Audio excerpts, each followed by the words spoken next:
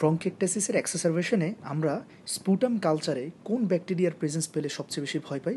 সেটা হলো সিউডোমোনাস অ্যারুজিনোসা। কেন? কারণ এই সিউডোমোনাস অ্যারুজিনোসা এটার প্রেজেন্স থাকা মানে এটা অ্যান্টিবায়োটিক সেন্সিটিভ হোক বা না হোক আমাদের জন্য ভয়ের কারণ। কারণ pseudomonas aeruginosa is associated with increase death and with a poor prognosis. Okay, এবং পেশেন্টের হসপিটাল অ্যাডমিশনের যে টেন্ডেন্সি সেটাও বেশি। তো এই সিউডোমোনাস অ্যারুজিনোসা এর ট্রিটমেন্টে আমরা ওরালি একটাই ড্রাগ আছে, সেটা হলো ciprofloxacin. 500 to 750 milligram twice daily করে দিব।